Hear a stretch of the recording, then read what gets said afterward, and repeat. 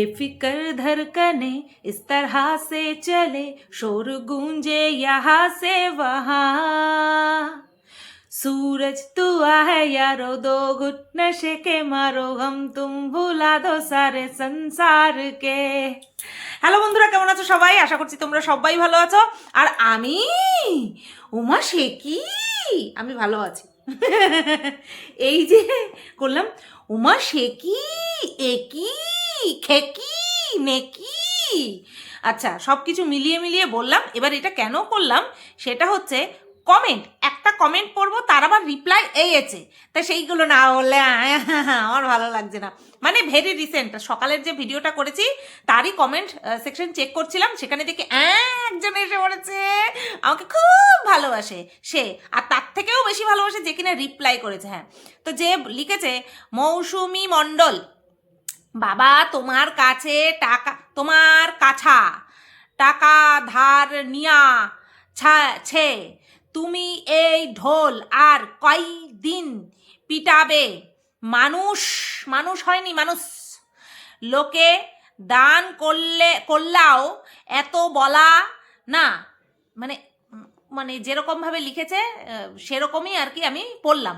মানে বলতে চেয়েছে বাবা তোমার কাছ থেকে টাকা ধার নিয়েছে, তুমি এই ঢোল আর কয়দিন পিটাবে? মানুষ লোকে মানে লোককে দান করলেও এত বলে না। যতবার বলতে হয় ততবার বলবো, এটা তো গোনাগুনতি নেই, আমি তো কোনো মানে জুবানবন্দি দিইনি যে এই কথাটা আমি আর বলবো না। আমার তো কথারই দাম নেই, তাই না? হ্যাঁ, আমার তো কথারই দাম নেই, আমি যেটা বলি বলবো না সেটাই আমি আবার বলি। হ্যাঁ, তো সবাই জেনে গেছে, তুমি জানো না। আর এটা তো বলছি যতবার বলতে হবে ততবার বলবো। আর মানুষ লোককে দান করলেও এতবার বলে না, আমি তো দান করিনি, আমি তো দান করিনি যে আমি বলবো না। হ্যাঁ, তো আচ্ছা যাই হোক, একে আবার রিপ্লাই করেছে দেখো ঝুমা চৌধুরী, এ আবার আমাকে আরো বেশি ভালোবাসে। ধার নিয়েছিল, রিটার্নও করেছে, বাট ও নিজে কিউআর কোড দিয়ে যে টাকা তুলেছিল সেই টাকা তো কাউকে রিটার্ন করেনি, উপরন্তু যারা টাকা নিয়েছিল তাদেরকে চাইছিল তাদেরকে ব্লক করে দিয়েছে। নির্লজ্জ মহিলা, ছি ছি। আচ্ছা, এই যে নির্লজ্জ মহিলা বলেছে তার আগে একে আমি বলি পাগল মহিলা। ছি ছি, পাগল মহিলা, সব কিছু জেনেও না জানার ভান করো না। আমি যে কিউআর কোড দিয়ে মানুষের কাছে আর্থিক সাহায্য চেয়েছিলাম সেটা ফেরত দেওয়ার জন্য চাইনি, কারণ আমি বলেই দিয়েছিলাম যে যা পারবে সে সেইভাবে আমাকে সাহায্য করো। আমি বলিনি যে তোমরা আবার আমাকে আমার কাছ থেকে চেয়েও আমি রিটার্ন দিয়ে দেবো, আমি এটা বলিনি। আর হ্যাঁ, যারা যারা এরকম একটা সময় এসেছিল যখন আমি টাকার সাহায্য চেয়েছিলাম তখন আমি এটা বলিনি যে আমি ফেরত দিয়ে দেবো, কারণ সেই সময়টা আমি যে টাকা ফেরত দিতে পারবো কি না পারবো, কি হবে না বা না হবে, সেরকম কোনো মানসিক পরিস্থিতি আমার ছিল না, ঠিক আছে?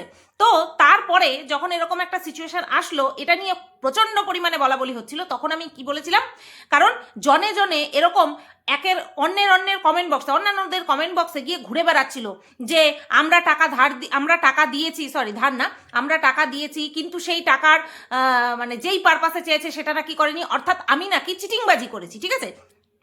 তো আমি যে চিটিংবাজি করিনি সেটা যারা বলেছে তারা আচ্ছাসে জানে, তারা আচ্ছাসে জানে যে আমি কোনো রকম কোনো মিথ্যাচারিতা করিনি, কারণ সবটা সবার চোখের সামনে রয়েছে। কিন্তু তারপরেও তারা এরকম বলাবলি শুরু করেছিল। তারপরে আমি কি বললাম যে না, এত যখন বলাবলি করছে তাহলে আমি ওপেন রাখলাম সবার জন্য, প্রত্যেকে প্রমাণ দিয়ে আমি আমার নম্বরটাও দিয়ে দিয়েছিলাম যে কি যেন বলে তোমার, যে যে আমাকে টাকা দিয়ে সাহায্য করেছিলে, যারা যারা আমার কাছ থেকে রিটার্ন চাও তারা যথেষ্ট প্রমাণ দিয়ে আমার কাছ থেকে টাকা ফেরত নাও, আমি দিয়ে দেবো। কারণ আমার মাত্র 96,000 টাকা উঠেছিল, এখন আমি বলছি মাত্র, কিন্তু সেই সময় সেই টাকাটা যে আমার কাছে কি ছিল সে একমাত্র আমিই জানি, ঠিক আছে? তো আমার কাছে মাত্র 96,000 টাকা উঠেছিল, যেটা কিনা পরবর্তী পর্যায়ে আমি মানুষকে ফেরত দেওয়ার মতন এবিলিটি আমার হয়ে গিয়েছিল। তখন কিনা যখন এরকমভাবে আমার সম্পর্কে উল্টোপাল্টা বলে বেড়াচ্ছিল চারিদিকে, তখন আমি বলেছিলাম হ্যাঁ তাহলে আমি ফেরত দিয়ে দেবো, এরকমভাবে বলছে তো তাহলে আমি ফেরত দিয়ে দেবো, আমি কিন্তু টাকাটা ধার হিসাবে নিইনি।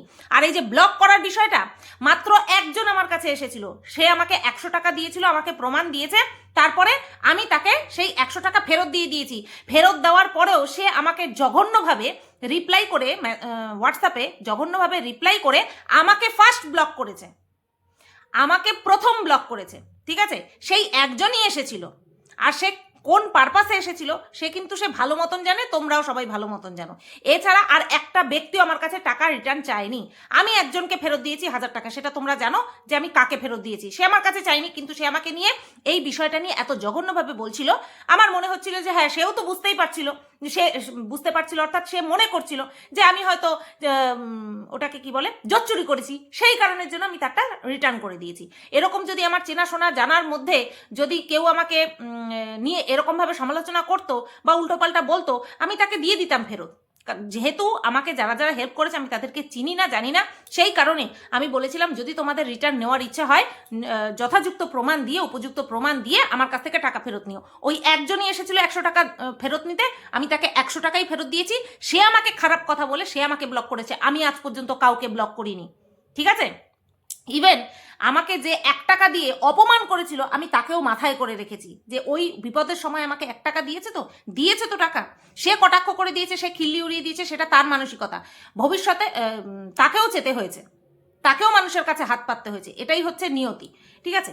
তো এই বিষয়টা আমি ক্লিয়ার করে দিলাম, কারণ এইভাবে অসভ্যতামি করবে আমার কমেন্ট বক্সে আর আমি তাকে সপাটে উত্তর দেব না, মুখে ঝামা ঘষে দেব না, এরকমটা হতে পারে না। তো এই যে ঝুমা চৌধুরী, তুমি সব জেনেও যদি না জানার ভান করো তাহলে বলবো পাগলা গারদে গিয়ে নিজের ট্রিটমেন্ট নিজে করিয়ে নিয়ে তারপরে এসো, দরকার পড়লে আমরা সবাই আবার তোমাকেও সাহায্য করব চাঁদা তুলে, বুঝতে পেরেছো? তো যাই হোক, এই একটা কমেন্টের রিপ্লাই দেওয়ার আমার মনে হলো যে রিপ্লাই দিই, তার জন্য আমি রিপ্লাই দিলাম, ঠিক আছে? আচ্ছা, এইবার চলে যাব আমি টপিকে। সেই টপিকটাকে না আদার দেন মারু। আমি অনেক দিন ধরেই বলছি যে মারুকে নিয়ে ভিডিও করব, কিন্তু তার আগে যে অবস্টাকলসগুলো আমার সামনে ছিল সেগুলোকে একের পর এক রিপ্লাই দিয়ে আমি সরিয়ে দিলাম। মানে কাজ জমা রেখে মজা নেই, কাজ ক্লিয়ার করে তারপরে মজা। তো একের পর এক আমার যেগুলোকে কাজ মনে হয়েছে সেগুলোকে আমি ক্লিয়ার করে নিয়ে এইবার আমি মেন টপিকে আসবো, অর্থাৎ ভিডিও টু ভিডিও। তোমরা সবাই জেনে গেছো যে মারু 3 দিন ভিডিও দেয়নি, 3 দিন না 4 দিন ভিডিও দেয়নি, তারপরে গিয়ে হঠাৎ করে একদিন ভিডিও দিয়েছে যেখানটায় আমরা জানতে পারলাম কি যে মারু তার শ্বশুর বাড়িতে গেছে। তার টাইটেল থাম্বনেলে কি লেখা ছিল যে একা একা এই প্রেগনেন্সিতে সে পারছে না থাকতে, সেই কারণের জন্য অসহায় হয়ে, এটা লিখে নিয়ে আর কি, অসহায় হয়ে বাধ্য হয়ে, কারণ তার যদি ইচ্ছেই থাকতো শ্বশুরবাড়িতে গিয়ে একসাথে থাকা, শ্বশুরবাড়িতে সংসার করার, তাহলে সে যখন মেনে নিয়েছিল তারপরেই চলে যেত, তাই না? তো এটা স্বচ্ছন্দে যায়নি, এটা স্বাচ্ছন্দ্যে যায়নি, স্বইচ্ছায় যায়নি, এটা বাধ্য হয়ে গেছে, বুঝতে পেরেছো? যেহেতু প্রেগনেন্সিতে একা থাকাটা কখনোই নিরাপদজনক নয়, এবং সাথে একা একা বোর হয়ে যাচ্ছে, তারপরে বিশাল বড় একটা রিজন সেটা হচ্ছে ভ্লগিং করতে পারছে না, একা একা কি ব্লগ করবে, কাজ বাজ বর অর্ধেক করে দিয়ে যাচ্ছে, ঠিক আছে? তো সব দিক থেকে বিচার বিবেচনা করে রীতিমতো নিজের লাভের ওটাকে কি বলে লাভের লিস্টটা মাথায় রেখে তারপরে গেছে কোথায়, শ্বশুর বাড়িতে। সুতরাং এখানটায় অবশ্যই একটা দিক থেকে ভালো করেছে, প্রেগনেন্সিতে একা একা না থেকে কখন কি হয়ে যায় না হয় সেটা তো আর বলা যায় না, কাছে পিঠে বড় কেউ থাকা উচিত। আর সেখানটায় শ্বশুরবাড়িতে গেছে, এটা ভালো কাজ করেছে। কিন্তু ওই যে বলে না বাধ্য হয়ে যাওয়া, নিজের প্রয়োজনে যাওয়া, এরকম দেখবে সারা বছর বাবা মায়ের খোঁজ নেয় না, যখন প্রেগনেন্ট হয় তখন মায়ের খুব কদর বেড়ে যায়, কারণ ওই যে মা সমস্ত কাজ করে দেবে, তারপরে মা বাচ্চা সামলাবে, এরকম তখন মায়ের বেশি কদর বেড়ে যায়, বুঝতে পেরেছো?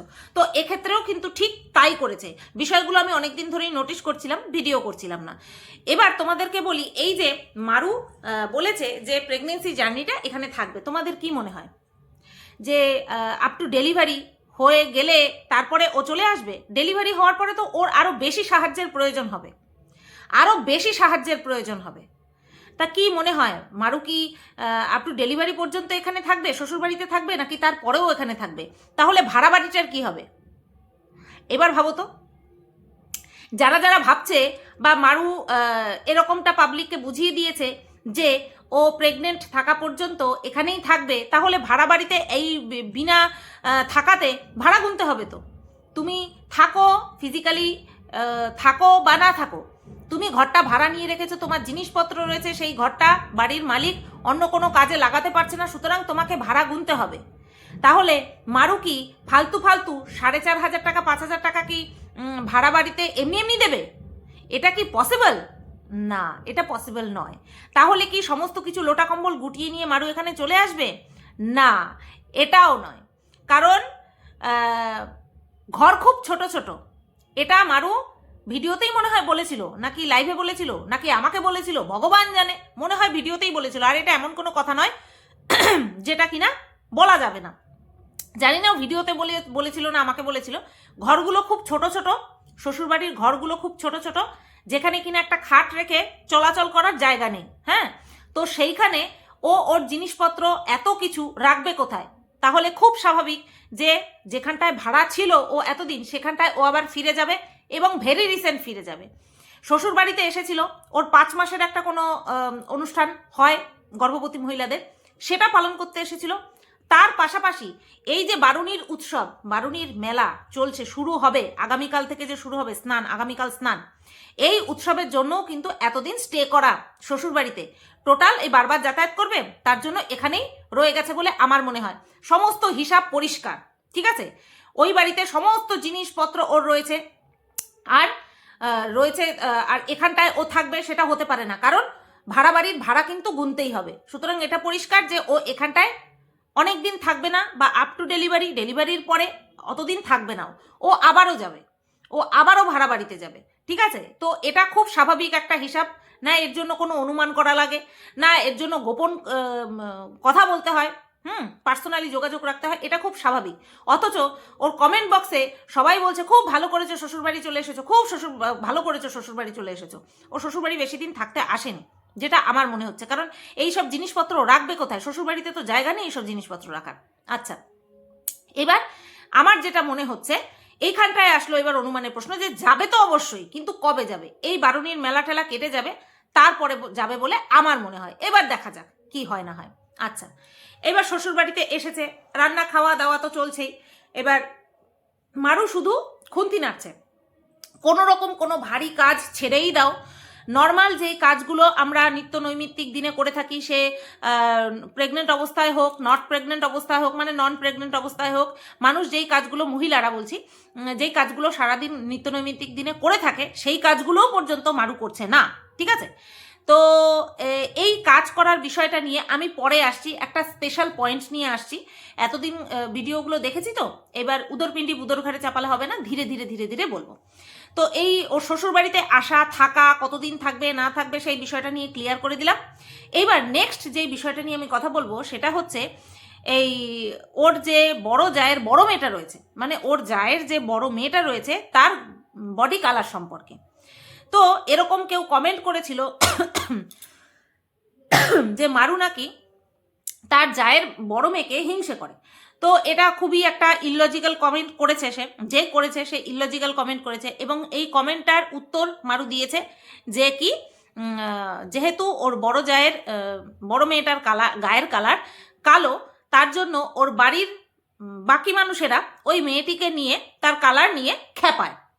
দেখো, আমাদের শুধু দেশে নয়, আমাদের সমাজে নয়, এটা একটা মানে কি বলবো, আমরা হলিউডেও এরকম অনেক সিনেমা দেখেছি যেখানে কিনা গায়ের কালার, সাদা চামড়া কালো চামড়া, এটা নিয়ে প্রচুর ভেদাভেদ। আর এটা বর্তমানে বলছি, সত্যি সত্যি এরকমটা হতো। এবং এই চামড়ার কালার নিয়ে এখনো কিন্তু হয়, বেশিরভাগ ক্ষেত্রে সেটা মেয়েদের ক্ষেত্রে হয়। বেশিরভাগ মেয়েদের ক্ষেত্রেই এই চামড়া নিয়ে কিন্তু এই কি যেন বলে ওটাকে, ফেস করতে হয়, প্রবলেম ফেস করতে হয়। দেখো, সাদা চামড়া, গায়ের রং যাদের পরিষ্কার হয়, তারা যদি একটু অন্য কোনো দিকেও কমতি থাকে, তাহলে তাদের চলে যায় গায়ের রং দিয়ে, এটা বাস্তব সত্যি কথা।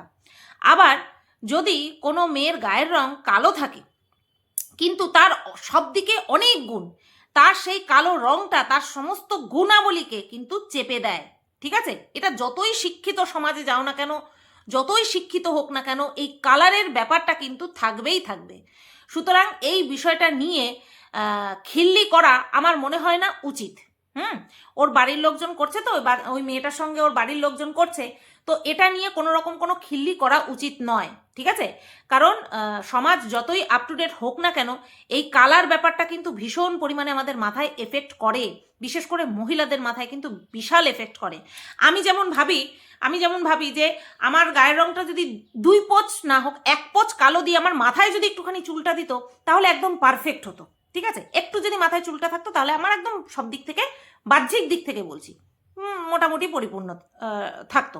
এবার যাদের গায়ের রং চাপা, মাথায় চুল, তারাও কিন্তু হয়তো এইরকম ভাবে, হয়তো আমার মতন হয়তো ভাবে, ঠিক আছে, যে আমার মাথায় চুলটা একটু কম দিলেও পারতো, একটু গায়ের রংটা যদি দিত ভগবান, অথবা একটু লম্বা কম দিলেও পারতো, গায়ের রংটা যদি একটুখানি দিতে পারতো ভগবান, এরকমটা আমি মনে করি যে অন্য কেউ হয়তো ভাবে। বুঝতে পারছো তো? আমি বোঝাতে পারছি তোমাদের? যাই হোক, যে খুব মোটা সেভাবে আমি যদি একটুখানি রোগা হতাম, যে খুব রোগা একদম স্কিনি সেভাবে একটুখানি যদি আমি মোটা হতাম তাহলে দেখতে সুন্দর লাগতো।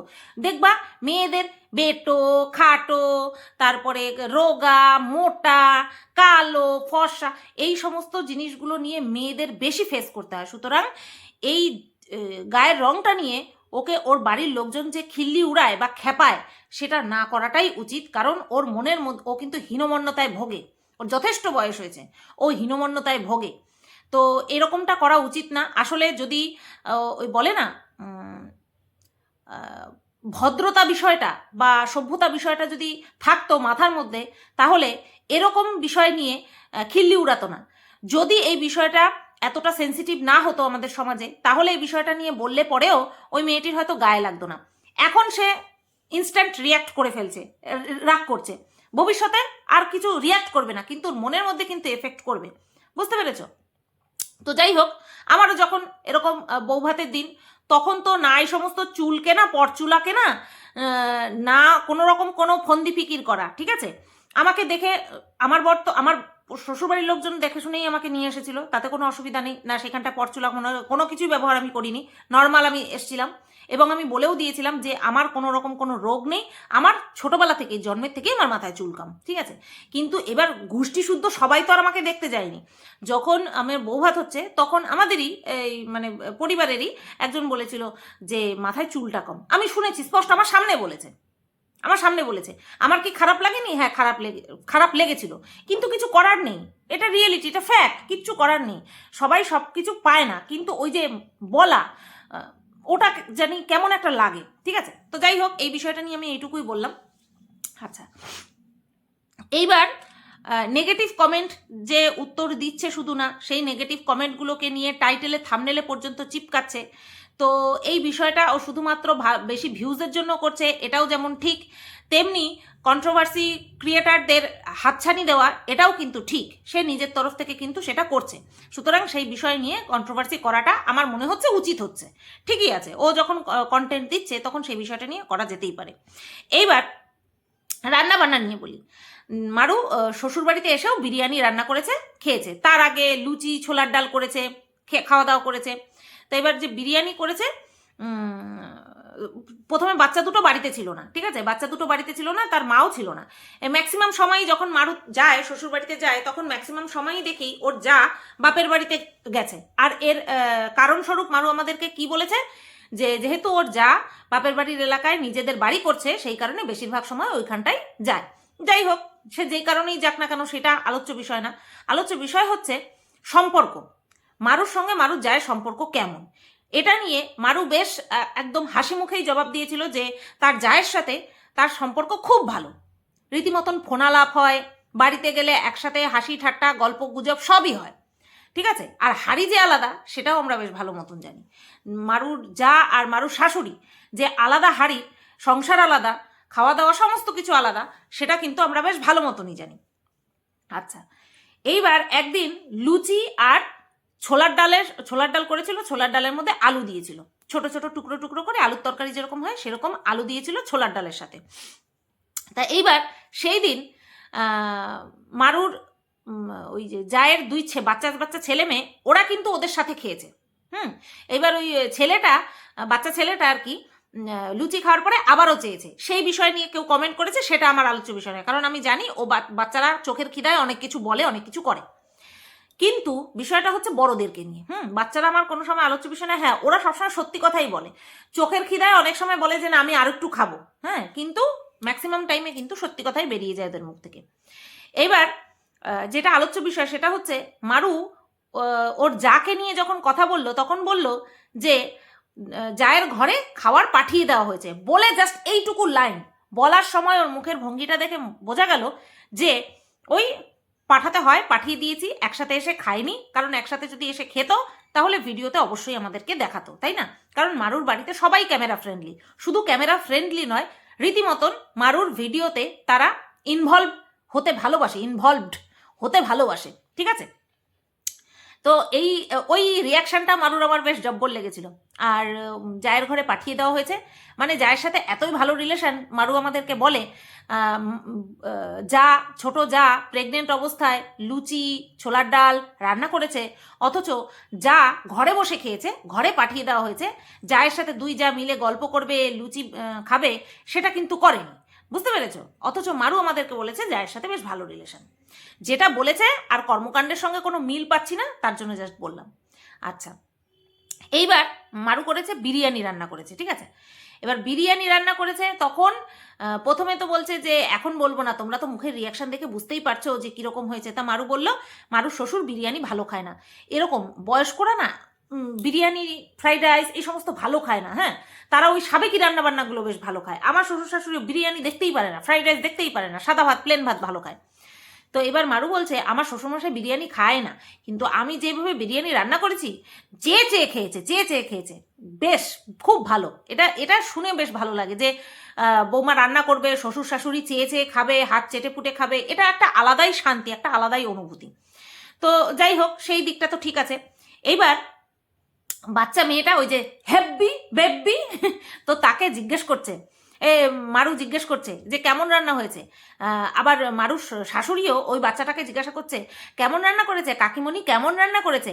এইবার বাচ্চা মেয়েটা বলছে ভালো রান্না করেছে। এবার মারু বলছে কেমন রান্না করেছে, বলে হেব্বি, মানে মারু হেব্বি শুনতে চাচ্ছে। এই যে হেব্বি শব্দটা, এটা যে একটা নর্মাল শব্দ, সেটা মারুও বেশ ভালো মতন জানে। আর আমরা যারা মাঝে মধ্যে এই হেব্বি শব্দটা ওই বেবির মতন নকল করি, আমরাও কিন্তু জানি যে এটা কোনো জায়গা থেকে কোনো কটাক্ষ করছি না, এটা জাস্ট একটা ওয়ার্ড যেটা কিনা এক একটা জায়গায় অ্যাপ্রোপ্রিয়েটভাবে বসে যায়, সেটাকে জাস্ট ইউজ করছি। কিন্তু কিছু অতি শিক্ষিতের দল, সেই আমরা যখন মন্দারমণিতে যাচ্ছিলাম, মন্দিরা হাঁসের মাংস রান্না করে খাইয়েছিল, সেই সময় যে বলেছিলাম আমরা হেব্বি খেয়েছি, সেই বিষয়টা নিয়ে কত মানুষ কটাক্ষ করেছে, তাই না? অতি শিক্ষিত হলে পরে এরকমটাই করতে আসে কমেন্ট বক্সে, বুঝতে পেরেছ? তো যাই হোক, এইবার নোটিশ করার মতন বিষয় হলো মারুর শাশুড়ি বারবার বলছে কাকিমণি খুব ভালো রান্না করে, কাকিমণি ভীষণ সুন্দর রান্না করে। অনেস্টলি মারুর হাতের রান্না ভালো, মারুর হাতের রান্না ভালো, মধু আন্টির হাতের রান্না ভালো, ওদের বাড়িতে যে গজার মা থাকে তারও হাতের রান্না ভালো। এইবার বাচ্চাটা এত মানে কি বলে, ওর ব্রেন এত ছটপট চলে না। ও যদি পড়াশোনা ওকে যদি ভালো মতন করানো হয়, ও ভালো ব্রেন, মারাত্মক ব্রেন, ও ফট করে বলে উঠলো হ্যাঁ কাকিমণির হাতের রান্না ভালো, আমার মার হাতের রান্নাও ভালো। চাইলে তোমরা দেখে নিতে পারো ওই বিরিয়ানি স্পেশাল ভিডিওতে। বাচ্চাটা বলছে মার হাতের রান্নাও ভালো, মানে শাশুড়ি ছোট বৌমার প্রশংসায় পঞ্চমুখ হলে পরেও বাচ্চাটা কিন্তু ভুলে যায়নি যে আমার মা আছে। শাশুড়ি কিন্তু ছোট বৌমার রান্নার প্রশংসা করতে করতে তার যে বড় বৌমাও আছে সেটা কিন্তু ভুলে গেছে। দেখো সংসারে তাদের মধ্যে কিরকম সম্পর্ক না কি আমরা কিন্তু কিচ্ছু জানি না, কিন্তু যখন সোশ্যালে আমরা কোনো কথা বলি তখন পারিবারিক ফাটল বা পারিবারিক বিচ্ছেদ বা মনোমালিন্য যাতে সামনে না আসে, সেটা মাথায় রাখার দায়িত্ব কার? পরিবারের যে বড় তার, সাথে সাথে প্রত্যেকটা ম্যাচিওর সদস্যের, প্রত্যেকের এই দায়িত্বটা আছে। সেখানটায় সেই দায়িত্বটা কে পালন করেছে? ওই বাচ্চা মেয়েটা, ওইটুকু একটা দুধের শিশু, রীতি হিসাব মতন দুধেরই শিশু, সে গিয়ে সেই দায়িত্বটা পালন করলো, বলছে আমার মাও ভালো রান্না করে। আচ্ছা, এই যে রান্না বান্না, এবার আসবো একটা স্পেশাল বিষয়, সেটা হচ্ছে মারু এই বিষয়টাকে নিয়েও টাইটেল থাম্বনেলে খেলেছিল, মানে দিয়েছিল, চিপকেছিল।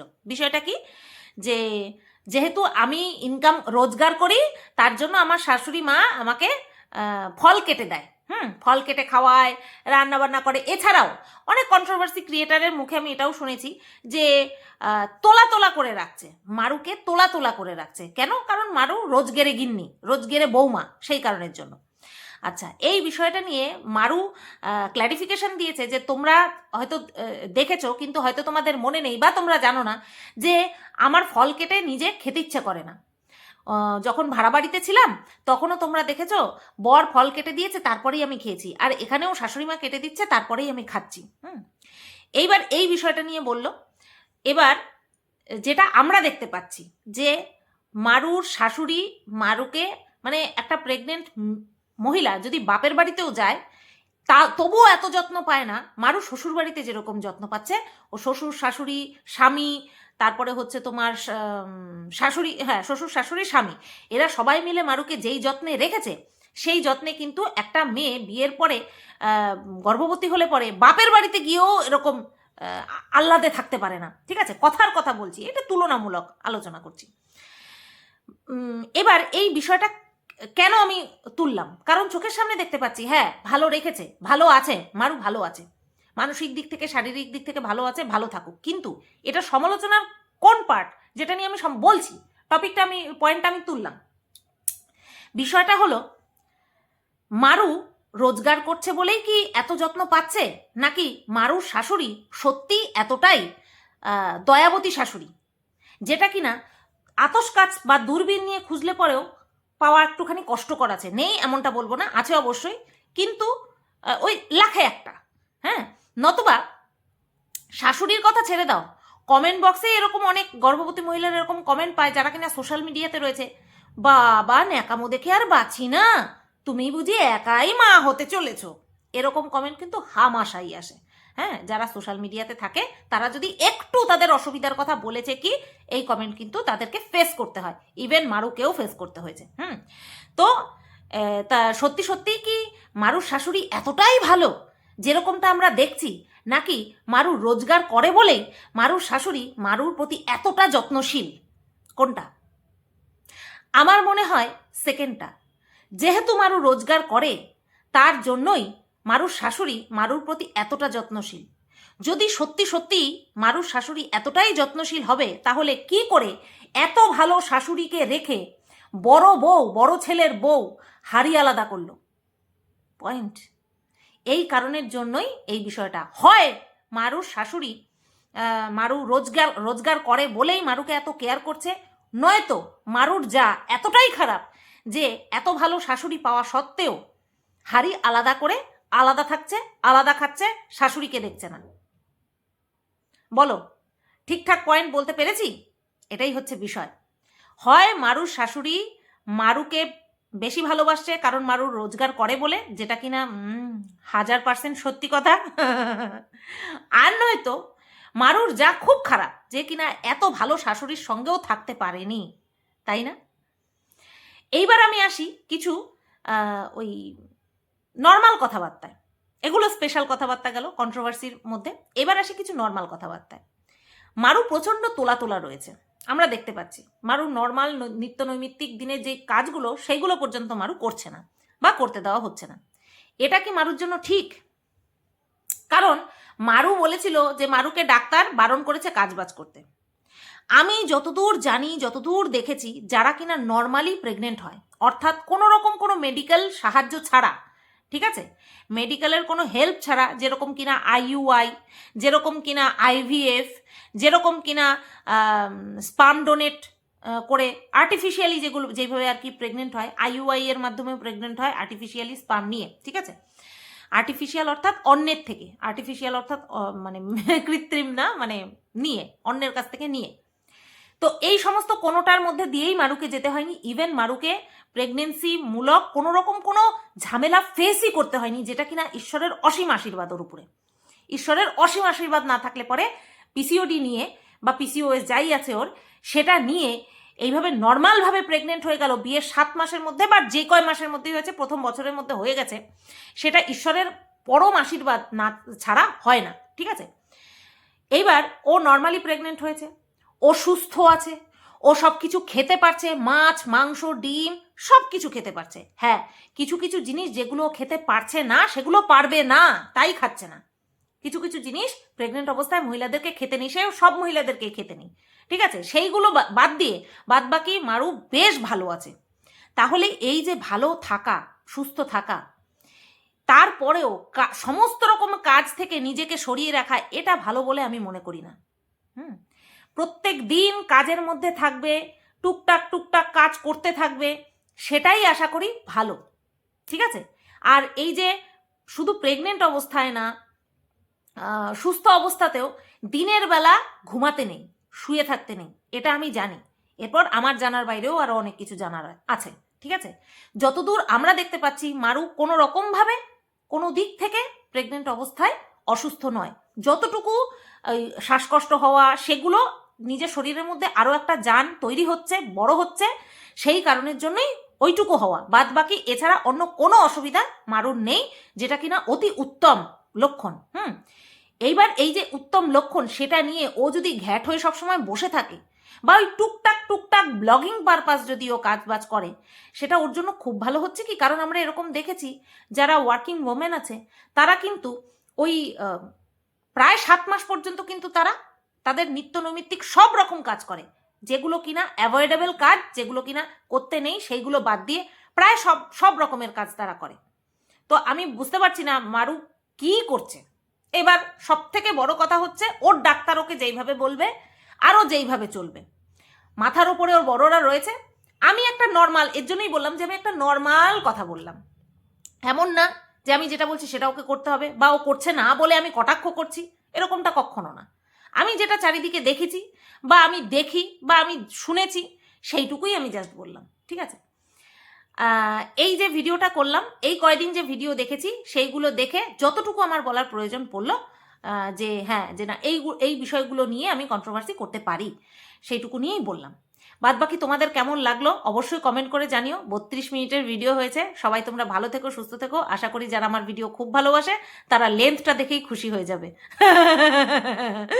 চলো, সবাই ভালো থেকো, সুস্থ থেকো, টাটা।